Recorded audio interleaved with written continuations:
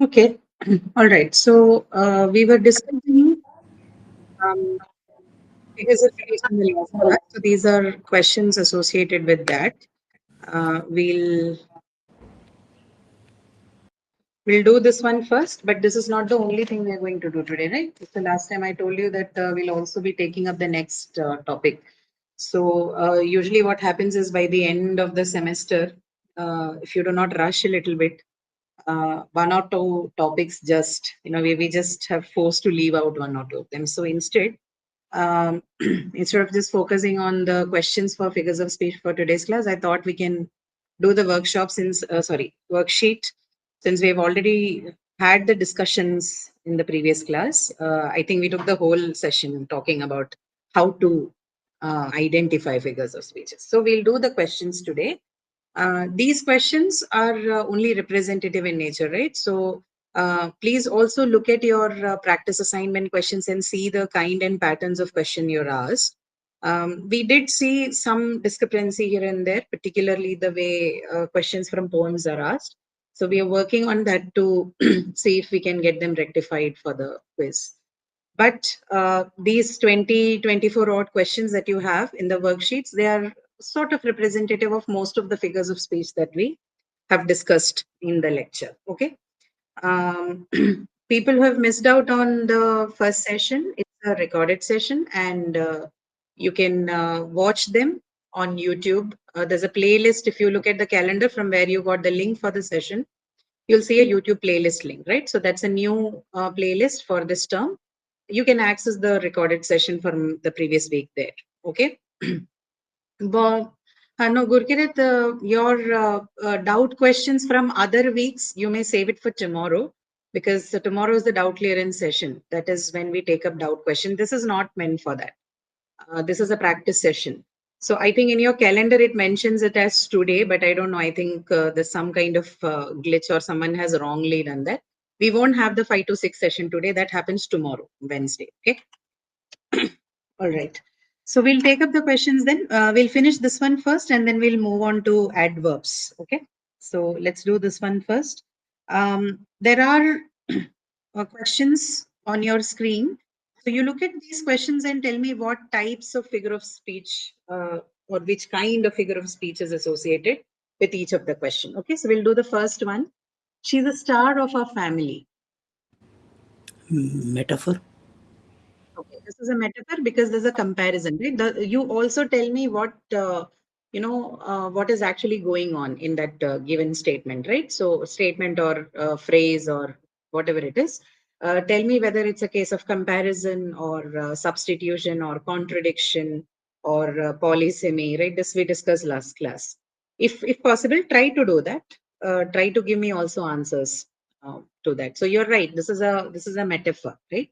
Direct comparison. She is a star of her family. It's not, it doesn't say is like a star, it says is a star. So this is a case of metaphor, direct comparison.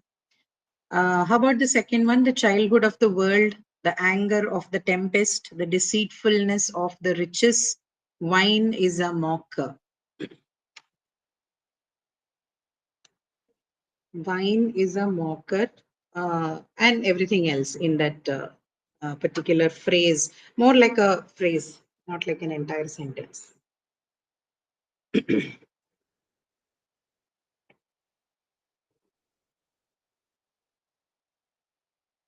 What do you think this one is? The childhood of the world, then the anger of the tempest, the deceitfulness of the riches. What is this? Are we comparing in this one? Childhood of the world, anger of the tempest. Is there a comparison somewhere?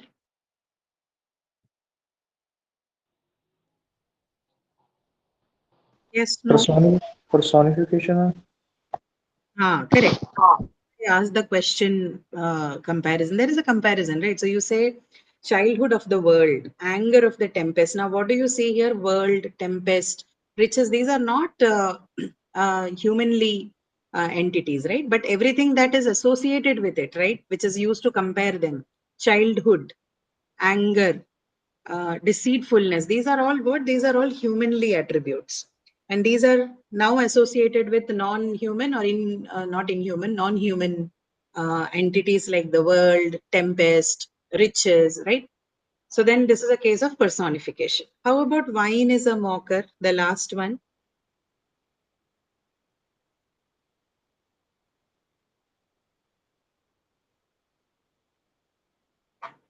Wine is a mocker.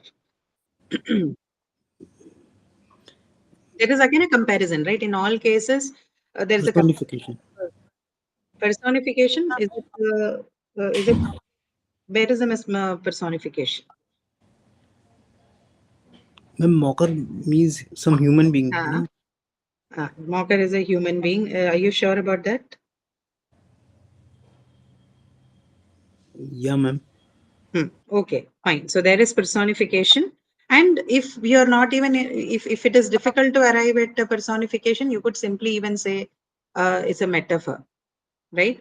This is a case of, mostly a case of a metaphor because you are directly comparing wine with a mocker, right?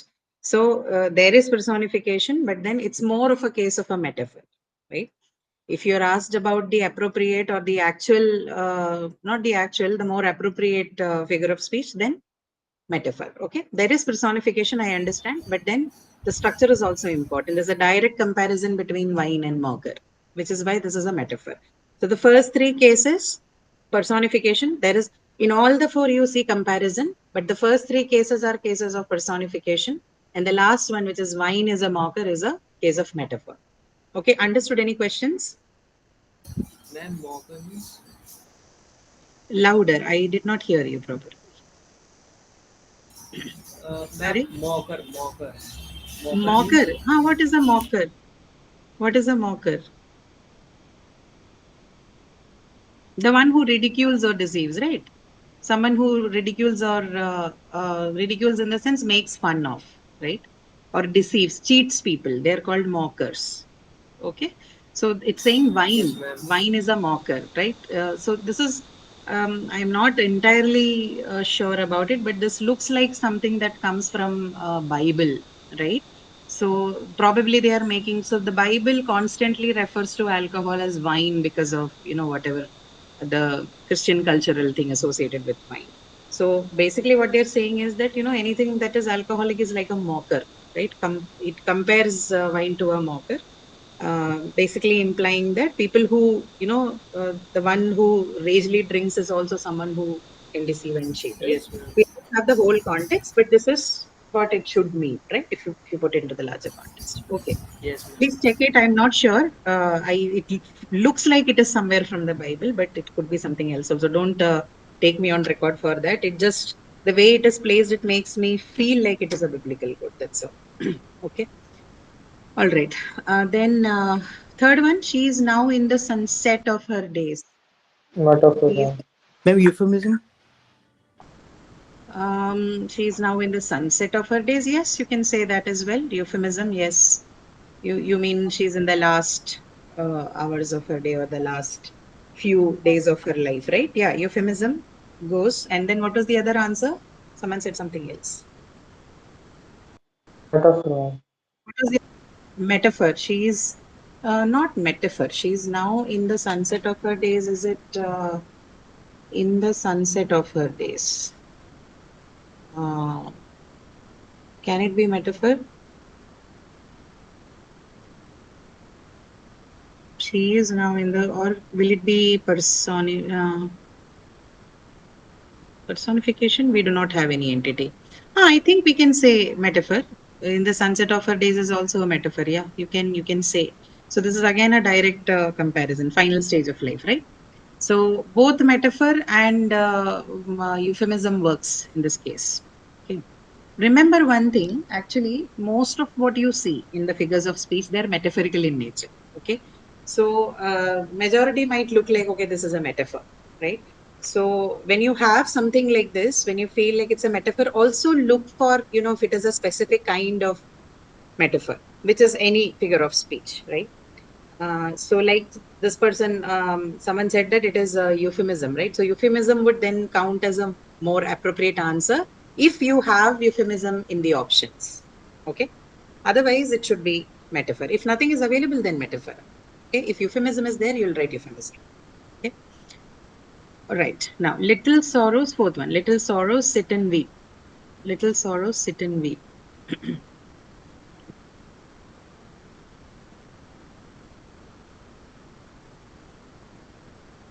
Sorrows, sit and weep. Personification. Personification. Yes, yes. There's certainly personification.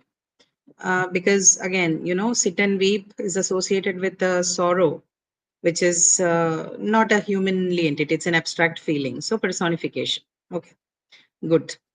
Next one, the dish ran away with the spoon. The dish ran away with the spoon. Same thing, no? Dish ran away with the spoon. Even this Personification. is also, this is also case of personification. Okay, because you are attributing human actions of running away, right? Even the situation is very similar to what you see in the human world, but that is associated with non-human entities. Personification. Sixth one, stars winked in the midnight sky. Stars winked in the midnight sky. Ma'am, personification. Same. Again, this is also personification. Stars winked, right? In the midnight sky. Winking again is something that's associated with humanly qualities. Seventh one, wind rattled the windows as the storm raged. Wind rattled the windows. Personification. Yeah, this also is a case of personification because look at the words used: rage, rattle. Rattle, of course, is something that can happen to non-human entities as well. But then rattling is also something. Rattling is what? It is basically the description of the sound or the movement, right? Which is caused by wind, right? So this is again something which you can use both for human beings as well as non-entities. Like I don't know if you've come across phrases like the news of something. I'll just give you an example of how it is used with the human thing, right? Human beings. So the news of his friend's demise rattled him. Okay, which means it caused them a shock or a grief. So in that way, this is a word which is associated with humanly qualities also. Okay, so both rattle and rage both point towards personification. Then the engine, the eighth one, engine gave one final protest before the car shuddered to a stop.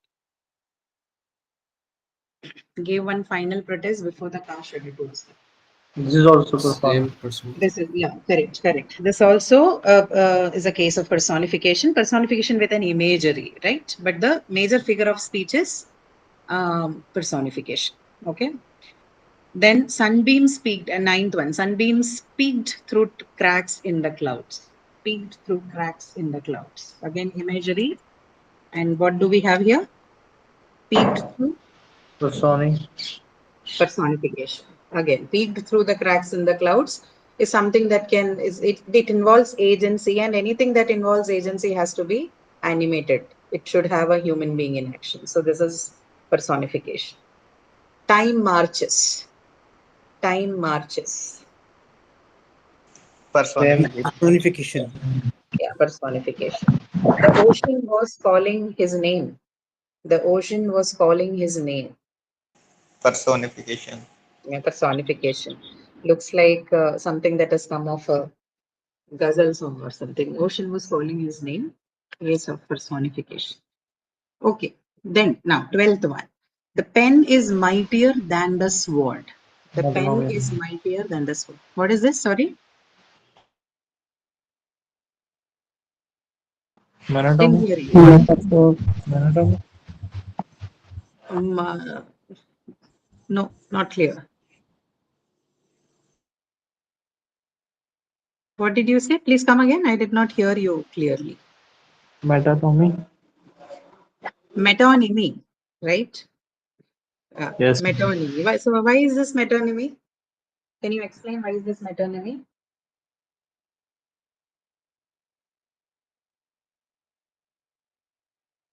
Why is it metonymy? So what is the technique that is used here? Substitution, no? Substitution is the technique you've used. And why is it particularly metonymy? Because you're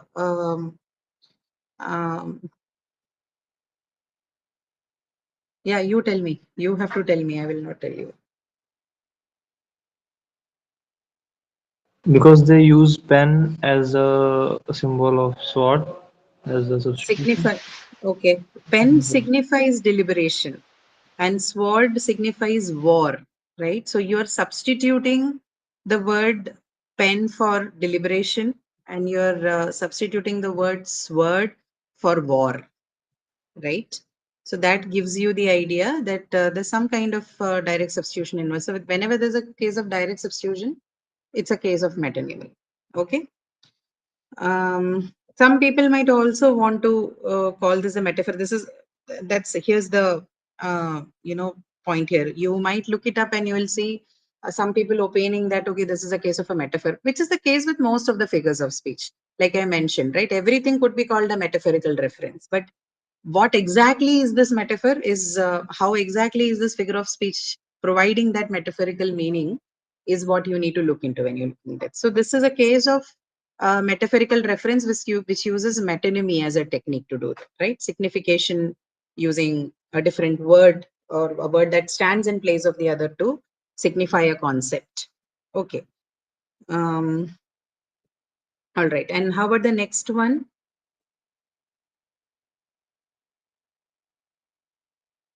From the cradle to the grave?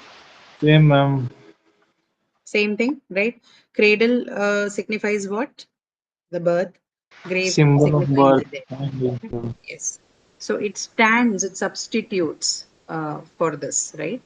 So yeah, again, this is a case of metonymy. This is not a case of euphemism. Why?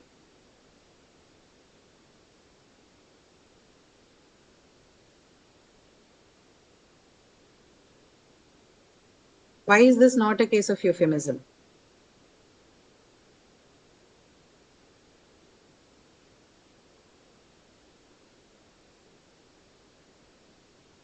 Because even that works by substitution. No, why are we not saying? Why are we not calling it euphemism? Because comparing two opposite things. It is comparing two opposite things. No, not really. See, there is no comparison to opposite things. Cradle to the grave, right? We are not talking about any comparison. We are basically just substituting cradle and grave for birth and death, right? But the question is, when the substitution happens, why are we not calling it euphemism? That's the question. It's a simple answer.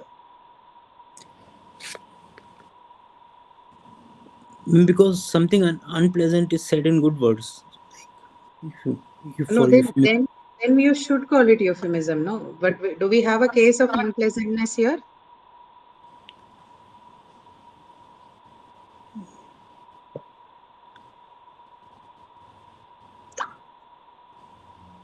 No. So this is not euphemism because of the reason that we are not substituting anything that is unpleasant or offensive, right? Death is not offensive, right? You cannot call it offensive. Maybe communicating the news of death of someone could be, but not the word by itself, right? So unless there is a case for you to make of offense or unpleasantness, then unless that is there, you cannot call it a euphemism, right? This is a case of metonymy because you're simply substituting. Actually, it's a little trickier. Even the pen is mightier than the sword from the cradle to the grave.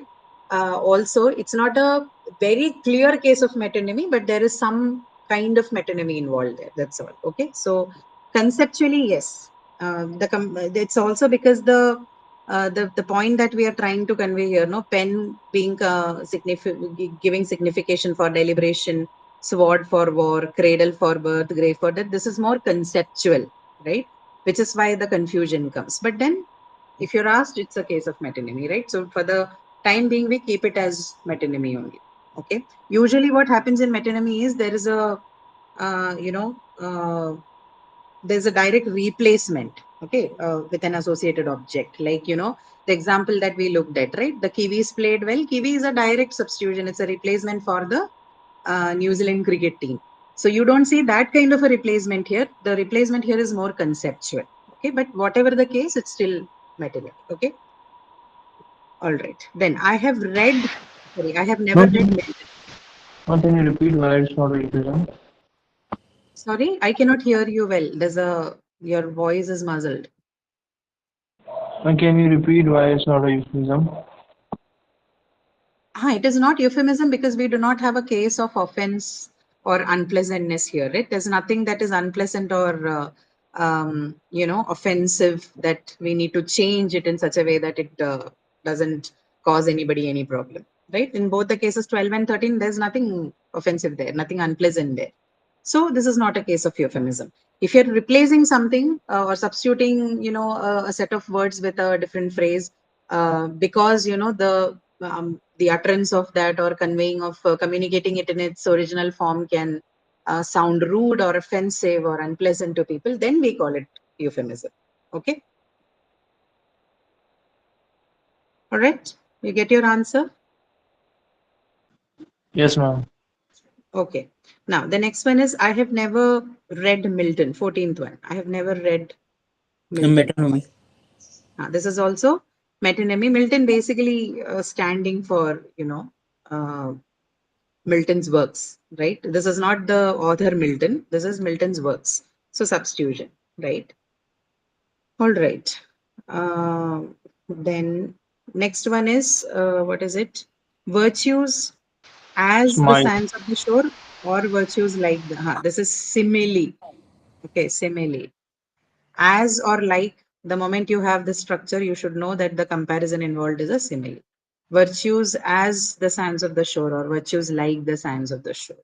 But is there anything else? This can be a case of simile, but do you think there is something else also? Some other figure of speech also?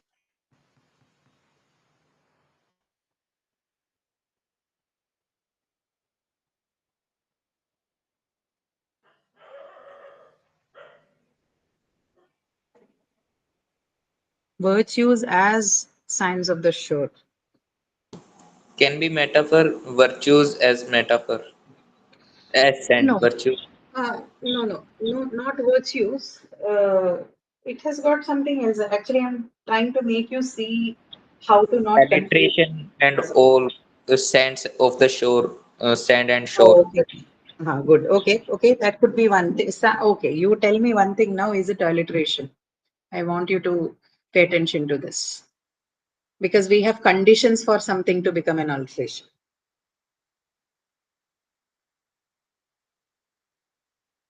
Hmm.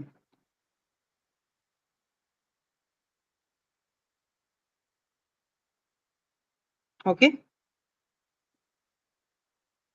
No, it is not because for alliteration you need to have the similar sounds to be adjacent to each other, right? Yes, ma'am. Do you have? Here, the and There sure. is, yeah. So they are not adjacent to each other. They should be adjacent to each other, one thing, and they should appear at the beginning. You have sands and shore for sure, but they are apart from each other. So maybe you can call them a case of consonants and more particularly sibilants, but not alliteration. For alliteration, they need to occur next to each other. There has to be adjacency. That condition is not here. But this can be called a consonance or a sibilance. That's fine. Okay, so there is another metaphor in that. Another figure of speech in that. But as a whole, what is this statement? Virtues as or virtues like the sands of the shore.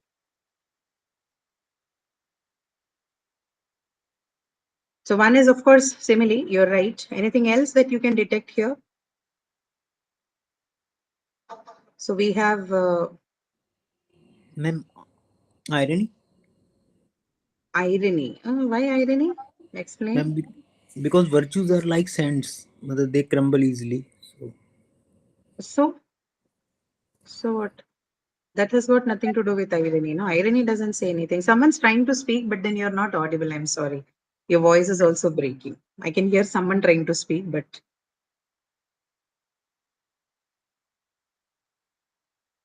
Hmm.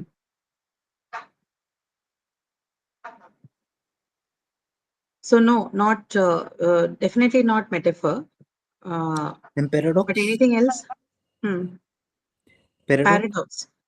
Why paradox?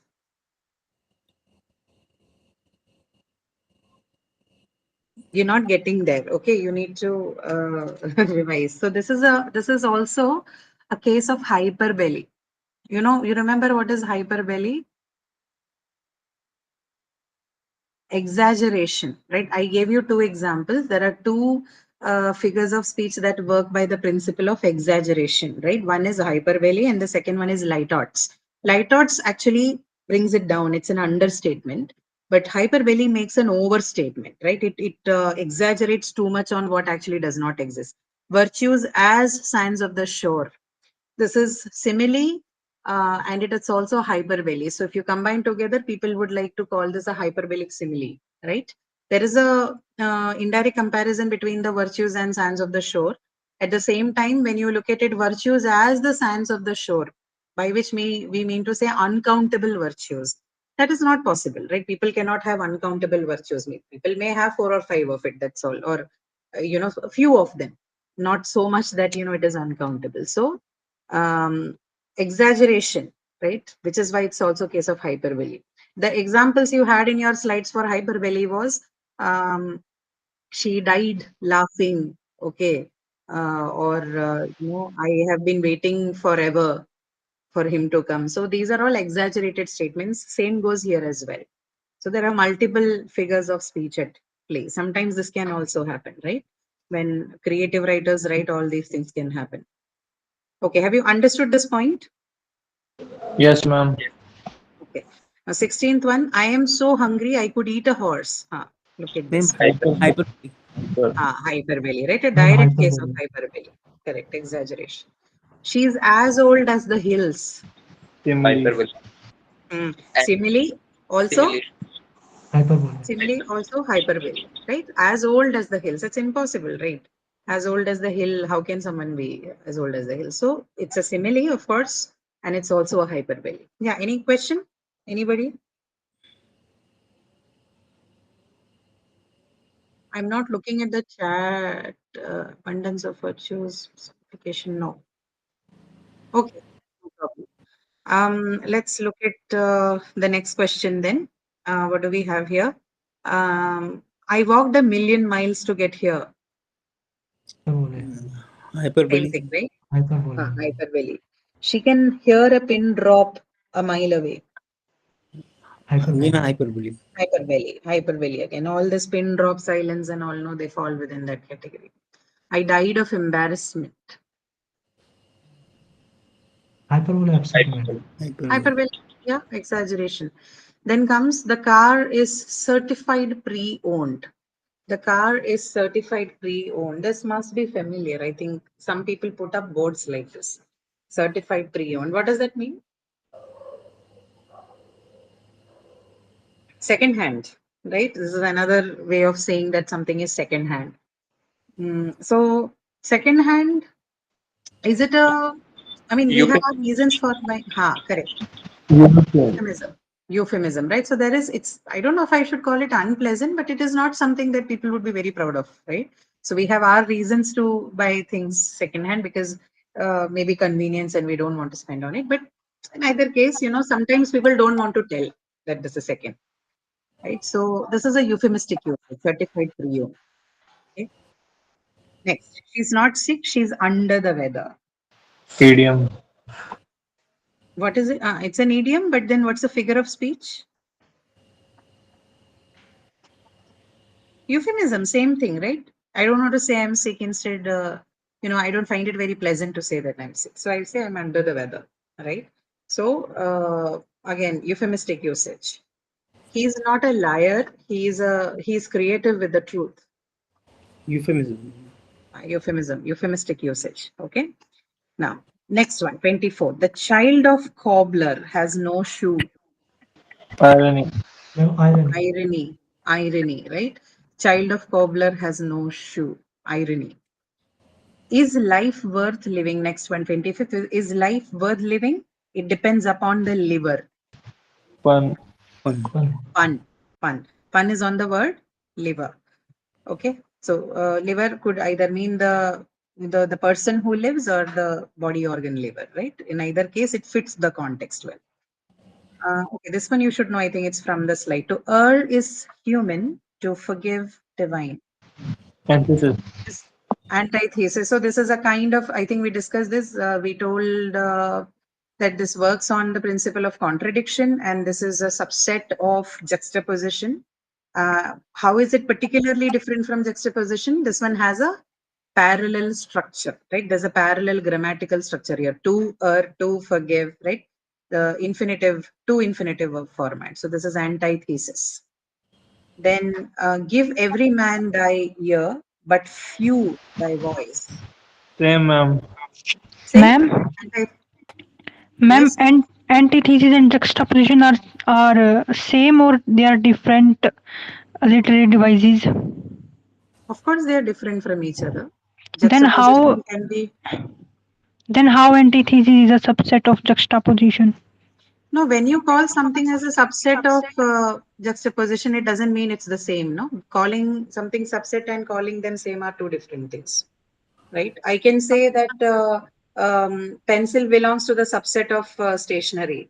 Stationery and pencil are not the same. There could be many other things that fall under stationery. So juxtaposition can have subsets like oxymoron and antithesis. Like both of them are actually two other classifications under them, two subsets of them, but they behave differently. Okay.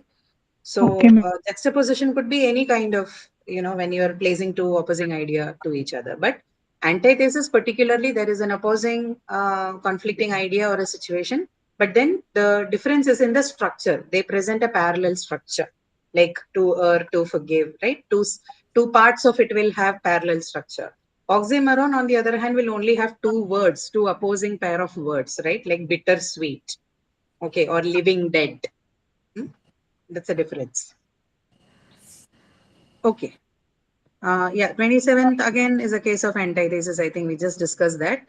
Give every man thy ear, but few thy voice. Okay. Last one also, I think it's from the slide. All animals are equal, but some animals are more equal than others. What was this? Paradox. Paradox. Paradox, right? Paradox. Ma'am, Individual. which literary device is used in 27? Antithesis. How, ma'am? You tell me now, if you know what is antithesis. How is give every man thy ear, but few thy voice? Antithesis. You compare it to question number 26.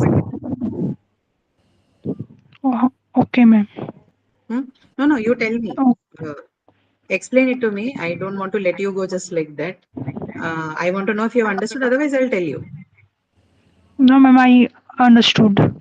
You understood. So you have Yeah. two parallel structures involved, right? And we are putting two contrasting ideas. One idea of listening and the other idea of talking. Can you hear my voice? Yeah, ma'am. Is there a Nico or something? No, ma'am. No, right? Because I can hear my own voice. Okay, anyway. I'm getting a feedback, probably for something wrong on my end. Okay. Anyway, so antithesis, this one particularly is an antithesis because you are creating a contrast between listening and speaking, right? Listening and talking, right? So these are the two opposing or contrasting ideas.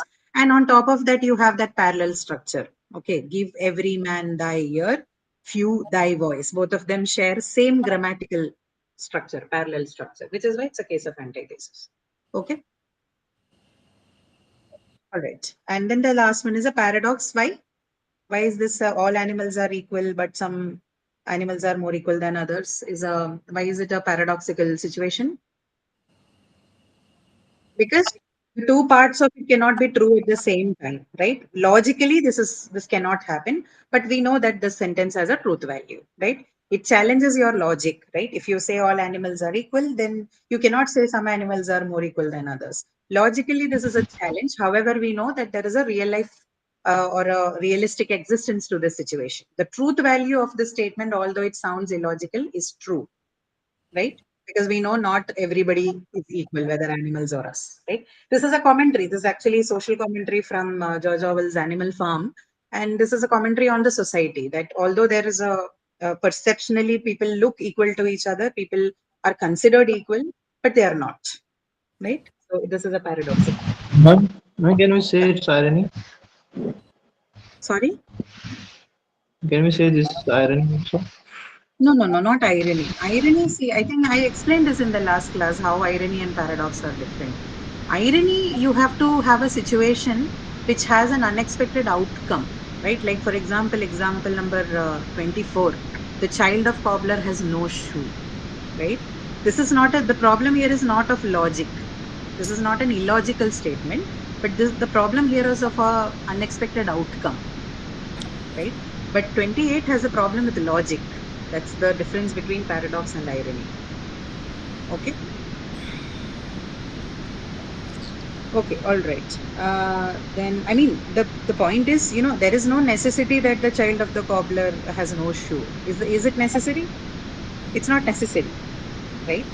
So there is no logical problem there. My father could have money, but then I need not have money. Okay, my father could be rich, but then I may be poor. There's no necessary situation. Nothing necessitates the fact that because my father's rich, I should be rich, or my family is rich, so I should be rich, right? But in the 28th question, the sentences you have are they're contradictory to the point that there is no logic. If it is equal, then why is some more equal than the other? That is the logical challenge is the difference between irony and paradox. Understood? Yes, ma'am. Thank Okay. you, ma'am. Sure. Okay, so I think this should, I won't call it enough, depends on how you understand the concept and all that. But I think that this is what we can do for the time and space restrictions that we have, right?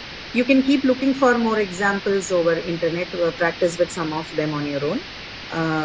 There shouldn't be a problem with that. And also look at the practice assignment questions. If you face any difficulties with any questions, please do ask us, okay?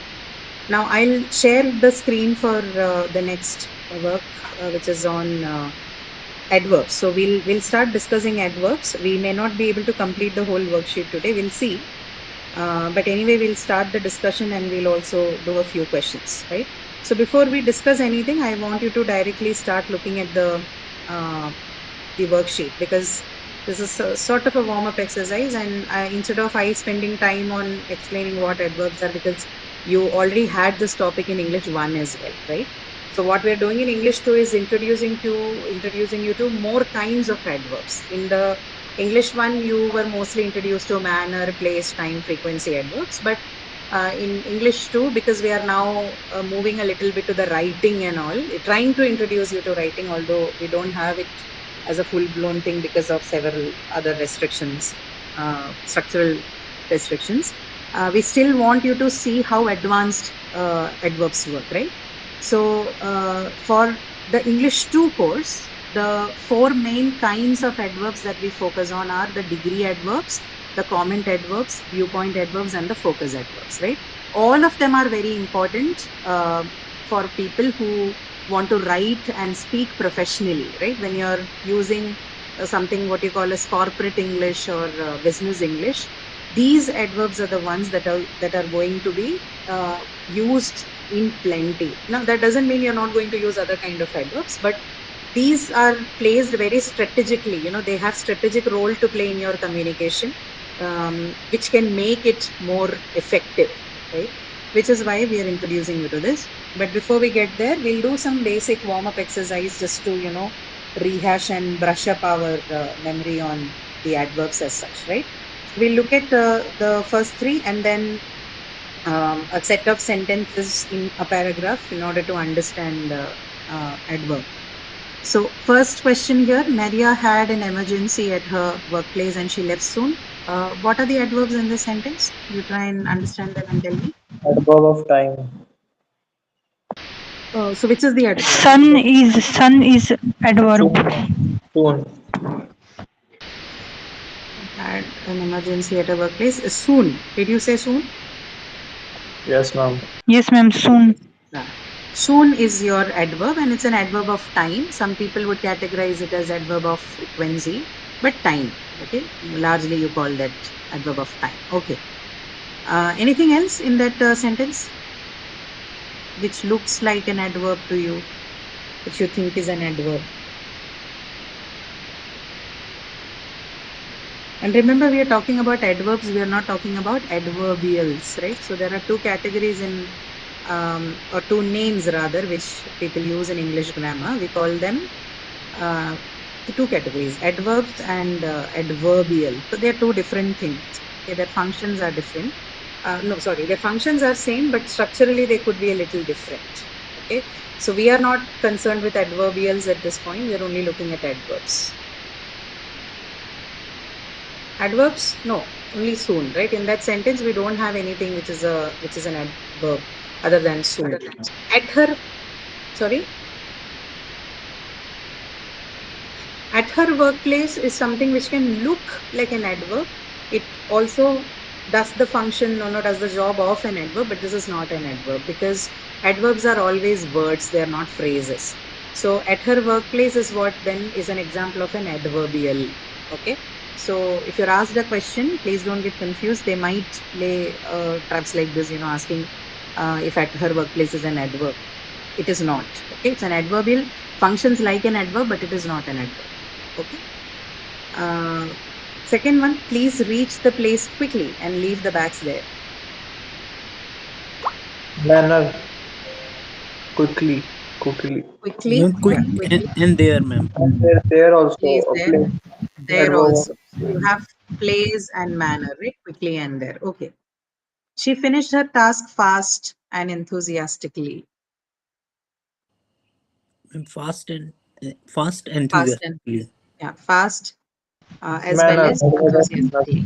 Yeah, both of them are adverbs of manner. Okay, all right. So they're the easier ones. Let's move on to the paragraph one. So this is a paragraph, but then I have divided them into different sentences for easing it out a little bit. Ma'am, So first, could yeah. you please tell what is the difference between adverb and adverbials? What is the difference? Okay, so adverbs are usually, they only appear as words like this, right? So soon, there, or what was the previous one in third sentence? Fast and Fast, enthusiastic. yeah, fast, enthusiastically. So they appear mostly just as single words, but adverbials can appear as phrases like this at her workplace, right? So it is telling you where the action happened, but then it's not in the format of an adverb, it's a phrase. And so this phrase kind of adverbs are called adverbials.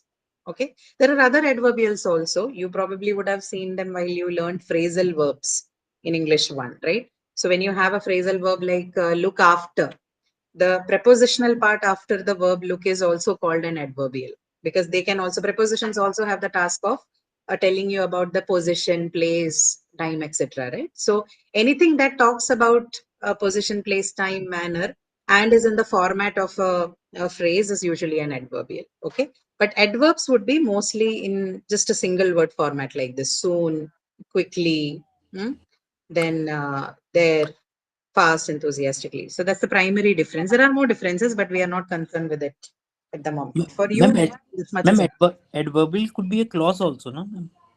yes, certainly it can be a clause also. That's what I'm saying. It could be a phrase or a clause or a sentence, a whole sentence. It could be anything. Okay. Whereas adverbs are just going to be these single, segments of words. That's all. Okay. All right. So we look at the first sentence then. Plate armor is today remembered as one of the most popular armors in European Middle Ages. Even though historical records are very clearly describing that rise of the plate armors and their extreme version, suit of armor, were the most prominent during 15th and late 16th centuries. A long sentence. Just pause for a moment and see what are the adverbs in this sentence. today, very Okay. clearly, and most are the verbs, I think. Okay. The first one is today. Then Very. Most. Most, okay. Most can also be. Well, then after that, Clearly. clearly, okay. Then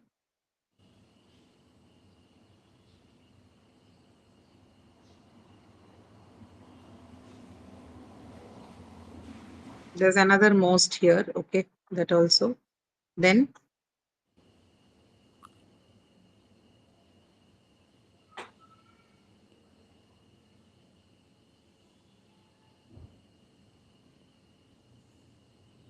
that's all. Today, most, there are two mosts here. And then there's one clearly. Anything other than that?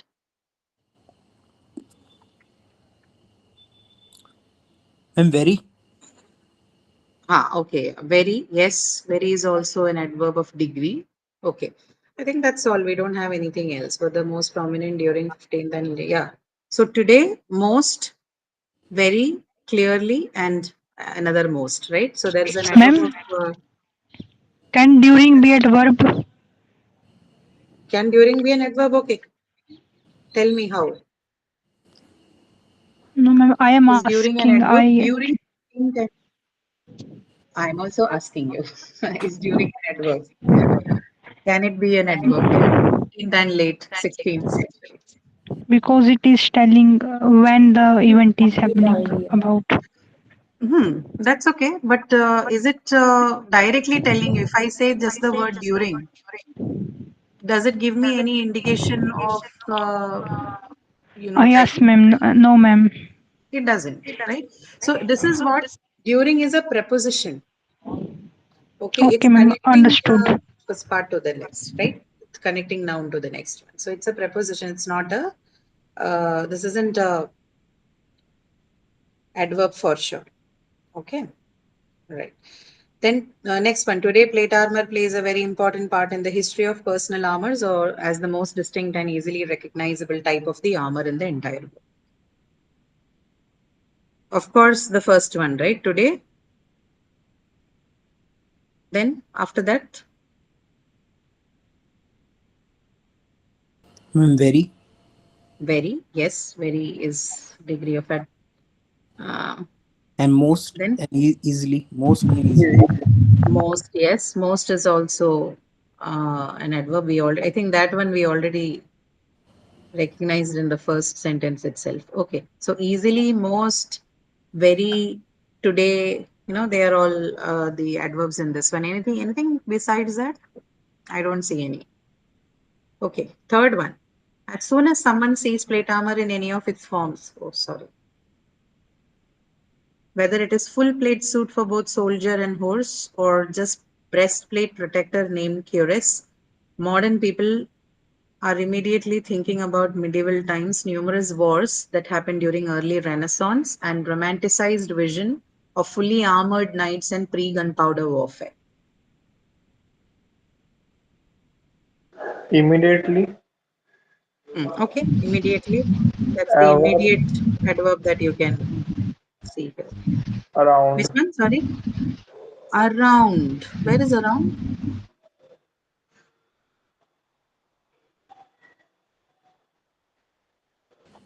Ma'am, okay. No, there is no around in that sentence. I don't see any. Okay. What else? Ma'am, Ma'am, fully. early. Okay, fully and early. Where are they? Early Renaissance. Okay, let's call this. Let's see if that is. Um, Ma'am, early is an and then adjective. we will come to that. And what did you say? Fully armored, didn't you? Yes. Fully. Fully. Okay, fully armored knights. Okay. Yeah, fully armored is right because armored is an adjective, knights is a noun, fully is the adverb that qualifies the adjective armored. Yeah, like so early Renaissance. Ma'am, can Early as soon as can be a adverbial? adverbial. It can be an adverbial, but more importantly, see if it is an adverb. Adverbial, you forget about it. Okay, we don't have that for your syllabus, but As soon as is not, it's a connector. It's not an adverb in this case. Okay. We're not going to look at, so it's not, it doesn't qualify as an adverb. Don't worry about that. But early Renaissance, how about this one? Early Renaissance, someone answered this as an adverb, and someone also said it's not, it's an adjective. So this is an adjective. Early here is an adjective. Early is also used as an adverb. Okay. So there are certain words which can be used both as, not certain words, actually, there are many words which have both usage in the form of adverb as well as adjective, and early is one such word. Here, early is an adjective because what is following the word early here? The word Renaissance, right? So Renaissance is what, it's the name of an age, of a period in history, right? Renaissance is a noun, and early is the adjective that qualifies the noun Renaissance. Early Renaissance. So this is not an adverb here. This is an adjective. Okay. So that doesn't qualify to be an adverb here.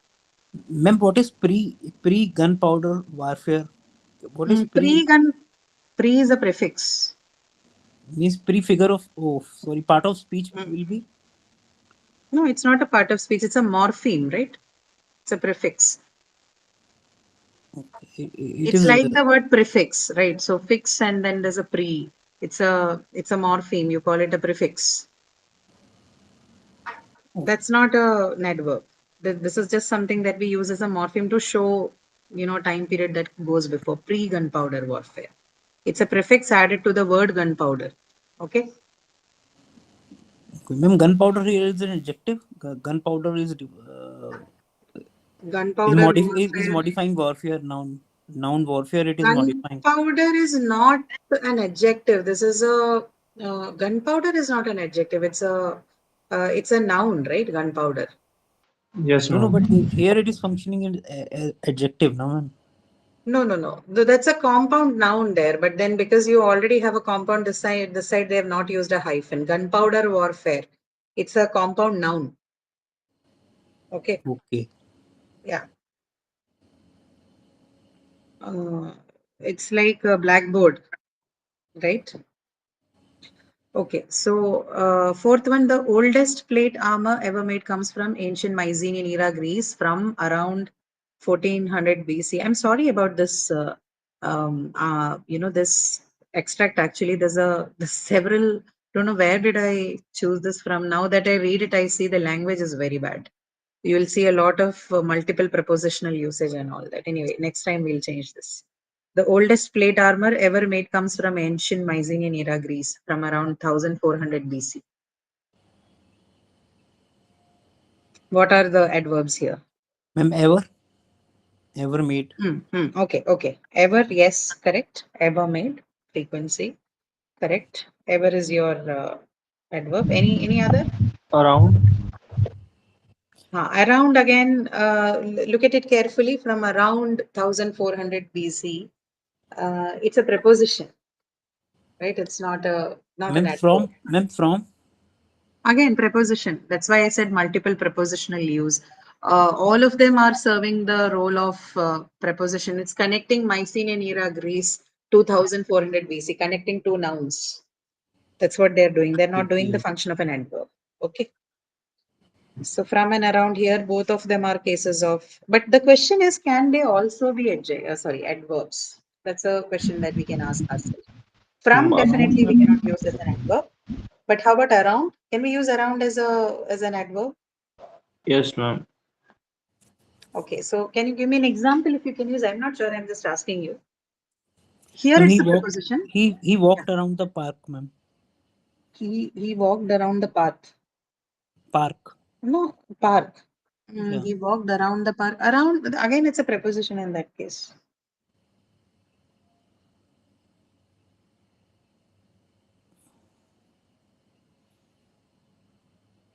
Ma'am, but it is linking, it is modifying the verb walk. The children ran around in the playground.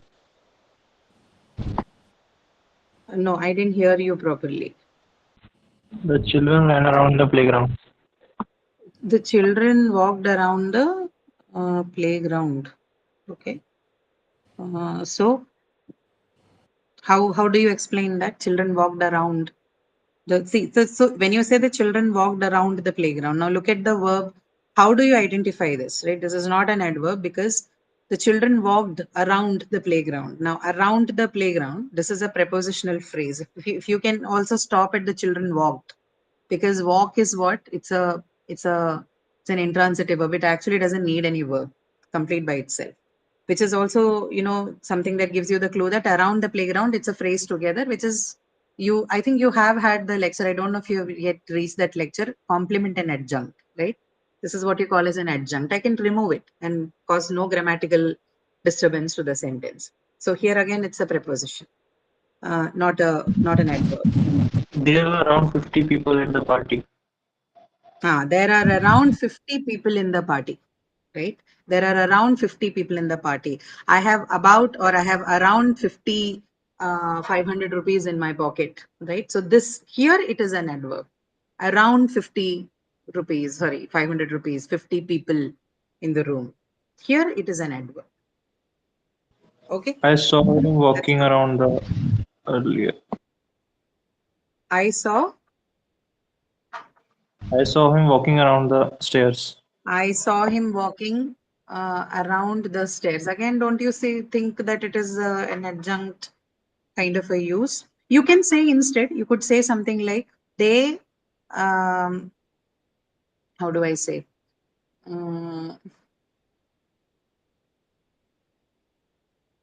No one was around to help. Some statements like this, when you're showing, if your intention is to talk about the location or the place, and then use around as an adverb, one good sentence to say would be that no one was around to help the victim of the accident. So here around is an adverb.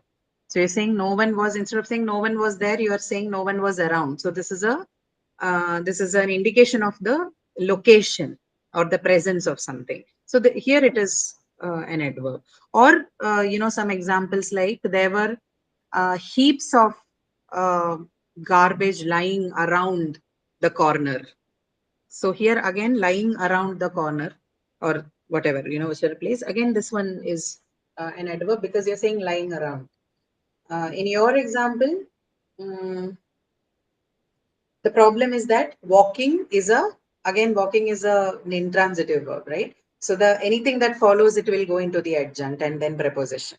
But if you choose a verb which is transitive, which needs object and then use around with it, maybe you can have it used as an adverb. Like the example I gave, there were heaps of garbage lying around the corner. So here lying is what? This is a transitive verb. It needs something to complete itself. Needs an object. In that case, if you use around, yes, you are using it correctly as an adverb. Okay. Yeah, is that understood, guys? Yes, ma'am. Okay. All right. So I don't think we'll have time to take up the comment viewpoint, but we'll finish this earlier exercise so that next time we can directly move on to the comment viewpoint and focus questions. Okay, so because of the fifth one, this is because of the difficult manufacture and weight, body plate armors were mostly used in a form of cuirass that was split into front and back section. Mostly. Mostly, yes, for sure. Mostly is your adverb. Then, anything else? Because of the difficult manufacture weight, body plate. I think that's all. Mostly, I think is the only one there. Then Greece introduction of this type of armor morphed into new forms of plate armors, most notably in Rome, where lorica segmentata became popular during several centuries. Most notable and serval, I think. Okay, there is notably for sure, and then also most, right? That's right. Then Serval. became popular during several centuries. No, they don't have any adverbs. Popular is also adjective. During is your preposition. Several It's again. an adjective, I think. It's an adjective. Which one? Which one? Serval. Serval. Yes, that's also an adjective. Yeah, okay. Seventh one. However, after fall of Roman Empire, single piece chest plate armors fell from popularity for a long period of time because of difficulties with manufacture and very high cost. Very. Yes, of course, very. That is one of the. Anything else? What do you know about this one? Is this an adjective? Is it a conjunction? What is it? However, It is a discourse marker, ma'am, I think. discourse marker. It is a discourse marker, but what kind of discourse marker is not a grammatical category. That's a functional this thing. But what is it? Is it an adverb? Is however an adverb or a conjunction? What is it? If you've listened to the lecture on adverbs, there are two categories that are introduced there. Sentence adverb and conjunctive adverb, right? Conjunction. So, no. In However. this case, this is a sentence adverb because this appears in the beginning of the sentence, right? So, if this word appears at the beginning of the sentence, it takes the whole of the sentence under its scope. So, you call it a sentence adverb. But if this appears in the middle of the sentence somewhere, connecting two parts of the sentence, then the same word becomes a conjunctive adverb. Okay? So this is a detail. Not everybody will use this detailing also. But since it's a part of your lecture, I thought I should bring it up. Okay. So here, however, is used as a sentence adverb. Okay. If you had them somewhere in the middle of the sentence, joining two parts of them, then conjunctive adverb. Okay. Then comes, do we have anything else in that sentence? No. Okay. Eighth one, almost 1000 years after the fall of Roman Empire, plate armors returned in fashion after rise of metallurgy techniques enabled medieval blacksmiths to start easier manufacture of larger metal pieces.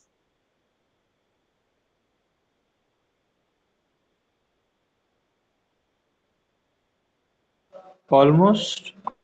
Almost is the adverb of time or adverb of frequency, you call. Rest of the sentence, no, nothing other than that. Then ninth one, reintroduction of larger plated armors started with chest pieces and slowly expanded to the protection of the other body parts. Slowly. Okay, slowly, fine. Slowly expanded, slowly. Anything else?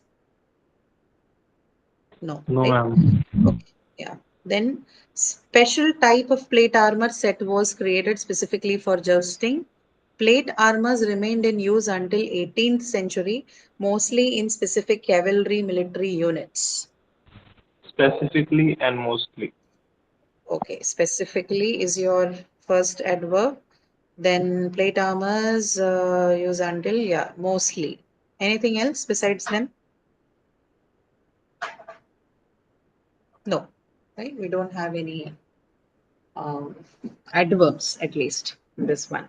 So I think in addition to the manner, time, place that you've already had, there's degree adverbs which we saw in the questions from 1 to 10. Very, mostly the word used was very. And then you had, how about mostly? What is the category of adverb? Mostly.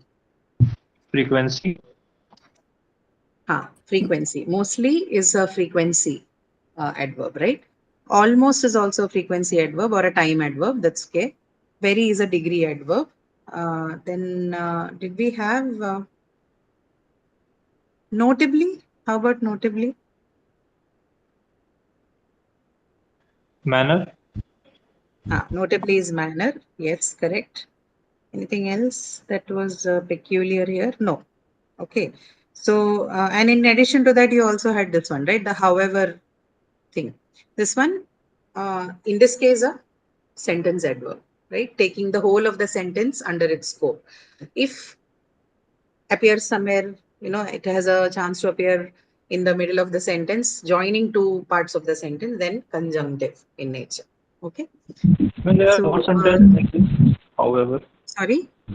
Sorry. There are more just like this conjunction. There's sentence conjunction. Examples of some more For conjunctive adverb. sentence that you say as however, like type of this thing. Okay. You're asking example for that, no? Yes, ma'am. Okay. So, okay, I'll see if I can make one using however. Let's see. Okay. So something like I think I'll add it as a 7B.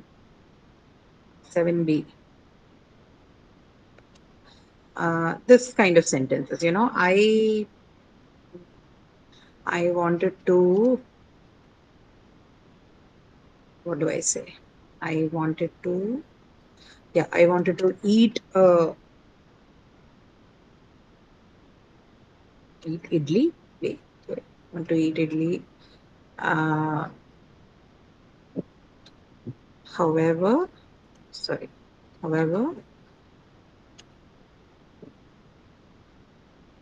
they had none left.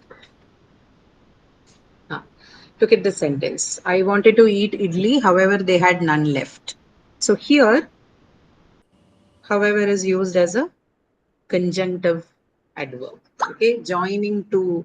So in normal, in traditional grammar, people would simply call it a conjunction. They'll say, oh, there's a conjunction of contrast.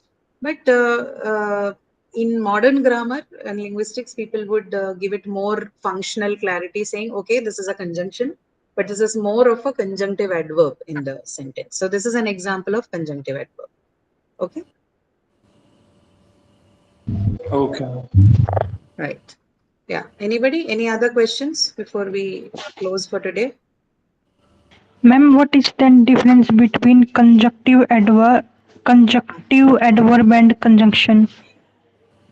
But they are the same thing. They're functionally the same. But here in the classification under adverb, we call it conjunctive adverb. See, we call it conjunctive because it's doing the role of a conjunction. Okay.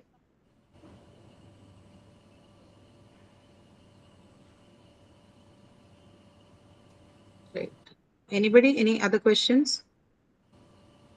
Ma'am, all conjunctions will behave like conjunctive. All conjunctions? Sorry. Repeat. Behave like conjunctive adverb. I'm sorry. You're not clear. All conjunctions will behave like a conjunctive adverb. Will all conjunctions behave this way? Mostly the ones that connect, right? Conjunctions, anything that is used to connect.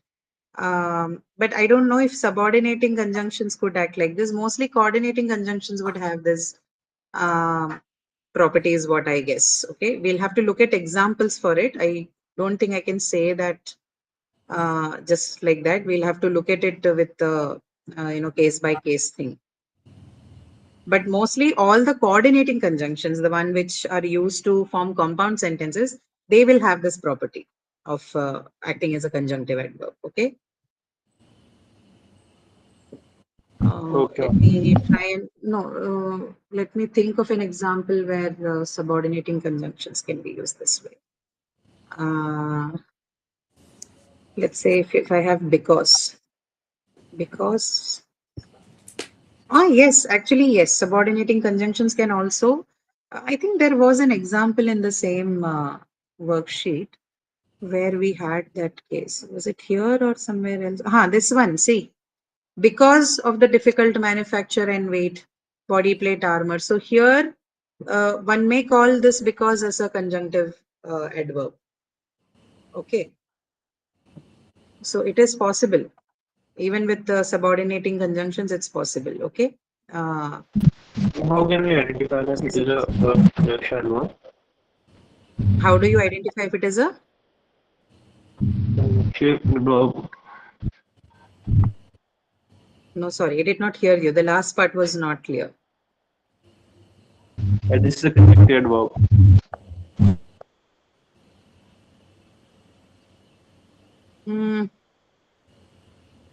How do you identify if it is a conjunctive adverb? Is that the question? Yes. So these are see, identifying a conjunctive adverb is when you have it mostly as something that joins two parts of a sentence. If you think that it's joining two parts of a sentence, then it is a conjunctive adverb. Okay. Otherwise, it's not. If it is simply giving you a reason, then it's not a conjunctive adverb. Okay. Okay, ma'am. Yeah.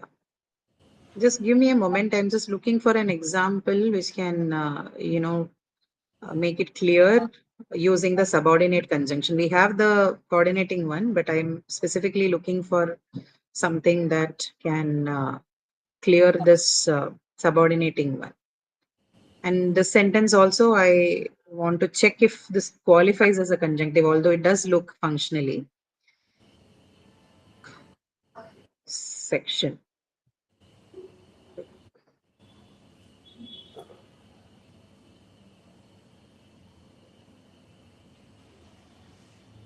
Conjunctive.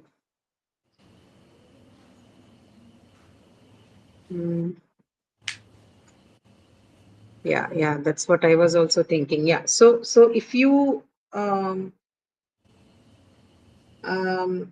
if you don't have it, this works a little structurally. If this because happened somewhere in the middle of the sentence, joining two different sections together, two sections in the sense two different parts of the sentence, then it would be a conjunctive adverb.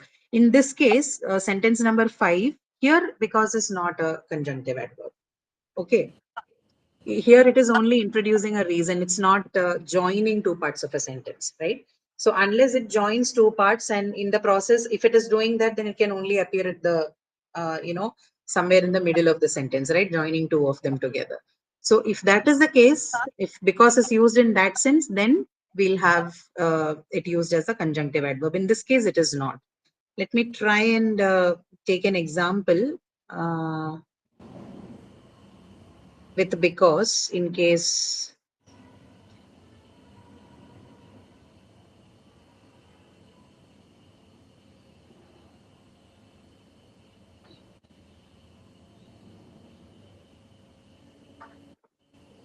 two parts of sentence. So I says,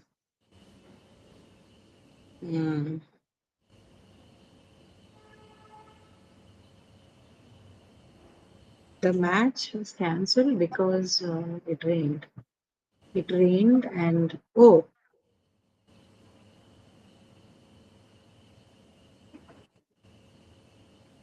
in conjunctions.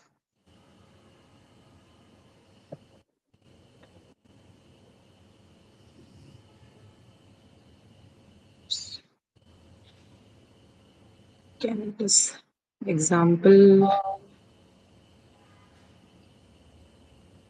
Okay, right. So the problem here is, okay, let's take this example and see. 5b. If I have a sentence like I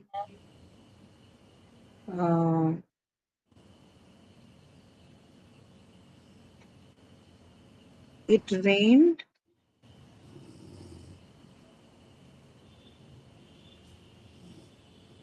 say it rained or something else.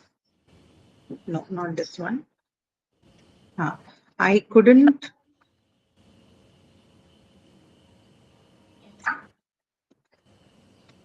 go out to play because it rained. Yes. Is there any problem? Any question? Anyone? No. So, okay, look at this sentence. I couldn't go out to play because it rained. So, is because it is a subordinating conjunction, but is it joining two parts of the sentence? No, right? Because you have two parts to the sentence. One is the independent clause, I couldn't go out to play. Okay. And then you had because it rained. Now, because it rained is not a complete clause. So we cannot technically say it is joining, right? It just acts as a word which bridges it rained and I couldn't go out to play. They don't have independent existence, like you see in the case of subordinating conjunctions, right? By which I mean, you don't have something like this, right? Your sentence doesn't look like this. I will go to the market. Sorry, go to the market and I will meet my friends. Now here, what is the difference? You have and, right? Which is a subordinating conjunction. Now this is actually joining two different clauses together, but that's not the work that because does here. So if you want a conjunctive adverb, then it has to be mostly a coordinating conjunction. Usually your subordinating conjunctions cannot be conjunctive adverb. Okay, keep that in mind. Only the coordinating conjunctions which join two different independent clauses. Examples, however, therefore, and so, but. If you have these kind of conjunctions in your sentence, this is a coordinating conjunction, then they can also act as conjunctive adverbs, but not your other subordinating ones like because or although or even though, even they don't act as conjunctive adverbs. Okay, is that clear? Yes. Yeah. Okay. So that is that. Then anything else besides that? Any questions? So is there any workshop in this topic? Sorry, Anurag, I didn't hear you.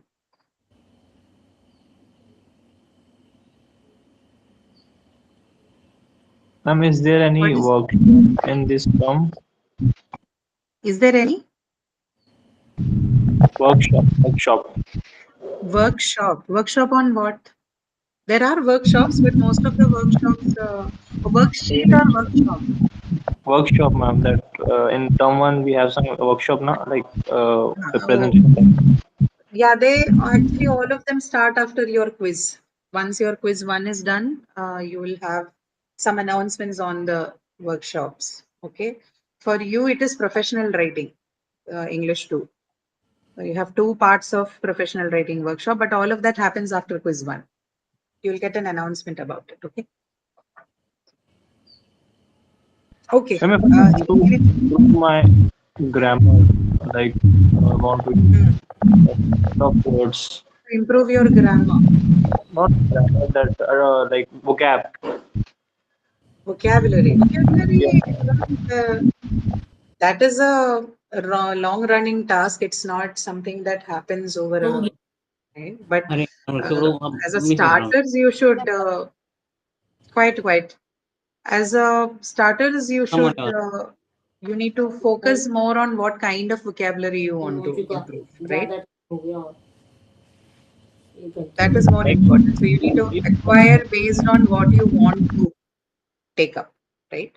So if it is business communication that you're looking at, then you'll have to start looking at acquiring business vocabulary. If it is so in any case, generalized vocabulary should not be your target, right? Vocabulary cannot be acquired just by looking at random articles. You need to first ask yourself, in which domain do I want to improve my vocabulary, right? If it is random and if it is for everyday this thing, then you can follow any reading material. But if it is specifically to target professional communication or technical communication, then you need to take up related articles or related activities based on that. So I would suggest that it's always nice to, instead of trying to acquire vocabulary incidentally, right? Incidentally means you just stumble across a word and then you learn it. Not like that. It's always nice that you do it in a more organized fashion. So choose a domain for yourself, like tell yourself, I want to improve my technical vocabulary, or I want to improve my business vocabulary, and then choose the activities or readings based on that. Because vocabulary is very different in different domains. If you are a journalist, then the kind of phrases and words you use are going to be something that is more, tailor made for them, right? It's going to be different there. Or if you're in the legal profession, the kind of vocabulary that you use often is going to be different. So ask yourself, what do you want? If you wanted to keep it general, like you say that, oh no, but I want to have more vocabulary for general conversation, like I want to know more about sports or entertainment and all that, then choose your target spot for acquisition based on that. So you tell me next time, tell me what are you interested in. I can suggest you a few things based on that. Okay. I can collate if you want it. For this domain, which I should focus for this data science This domain domain? as data Now science. this Data science is mostly, I think, it's technical. So that goes a little technical in nature. We can see how it is done. But then remember that everything is also, the basic vocabulary is also important. So while you do this, do not leave aside the reading. Continue to read, continue to listen. Target a certain kind of vocabulary, but for general acquisition, also keep reading. That is the thing. Okay, you tell me and I'll let you know. Okay, ma'am. Or should Okay. I write the words, difficult words that I read and then I use to practice in Uh, daily life uh, like that? that doesn't help much. I don't think that if you can't recall the word, no, then it is not a very useful activity. That's what I think. Hmm? Um, Once you know the word and if you cannot use it somewhere, and this problem of not being able to use somewhere happens because you are choosing to learn words which are of no use to you.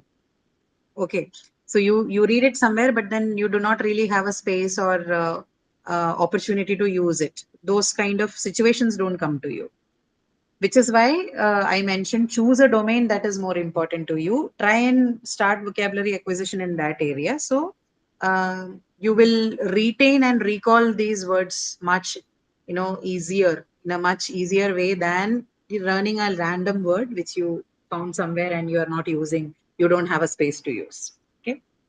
If you're a native speaker, it's a different story because you always have people with whom you interact. But in our situations, English still is more like an administrative and educational language than a social language, right?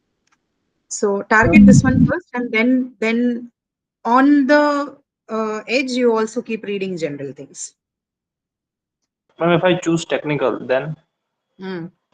Technical, then you're doing data science, no? So that your reading will have to be more around that, or your activities to acquire them has to be more around that.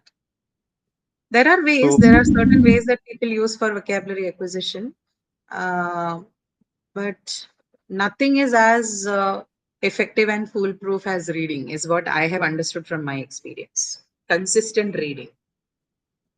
so ma'am, what should I read for a technical vocab? Technical vocab, don't keep it very technical also. Read some, uh, you can start reading with um, light readings on data science about people who have written about important debates in data science. Maybe start with that. It's a very good exercise to start reading on debates, because debates have their language is very powerful. So you will be introduced to a lot of both technical as well as what you call as rhetorical vocabulary, right? Because debate is a rhetorical activity, which will also use in a lot of terminologies from the domain. So if you can lay your hands on certain articles or books that talk about debates or major controversies in data science and programming, then I think that those articles and those books would be a good point for you to start with. Try to look for those. Okay. Ask around. Maybe if you know people, they can ask them also if they have some suggestions for books or articles which particularly talk about debates and controversies in the area. Start with that. Of course, you will get a lot of terminology, technical vocabulary, as well as the other rhetorical ones. Okay. Okay, ma'am. Thank you, ma'am. Sure. Sure. No problem. Yeah. Okay. All right, guys. We'll talk next week. We'll continue with the worksheet on adverb. We'll finish this off. And I think before you go for your quiz, I would like to take up also the clause structure, the kinds of clauses thing. Rest, I think one whole module is just on some writing, but that is okay. But adverbs and clauses is what I wanted to cover. So we'll again same thing. We'll finish off this and then we'll start discussing clauses so that we are covered for the quiz. Okay. All right. Thank you so much. See you next week again.